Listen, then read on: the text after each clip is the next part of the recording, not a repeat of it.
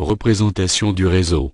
Lors de la transmission d'informations complexes, par exemple l'affichage de tous les équipements et supports dans un interréseau important, il est utile d'utiliser des représentations visuelles. Un schéma constitue un moyen facile de comprendre comment les périphériques d'un grand réseau sont connectés. Un tel schéma utilise des symboles pour représenter les périphériques et les connexions qui composent un réseau. Ce type de schéma de réseau est appelé un diagramme de topologie.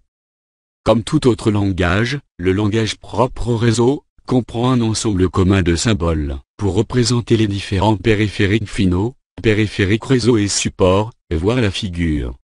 La capacité à reconnaître les représentations logiques des composants réseau physiques est essentielle pour être en mesure de visualiser l'organisation et le fonctionnement des réseaux.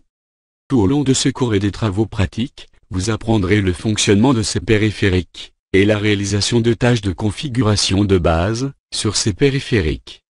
En plus de ces représentations, une terminologie spécialisée est utilisée pour étudier la manière dont ces périphériques et supports se connectent entre eux. Les termes importants dont il faut se souvenir sont les suivants.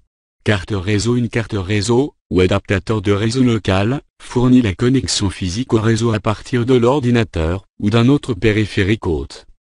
Les supports qui relient l'ordinateur au périphérique réseau se branchent directement à la carte réseau.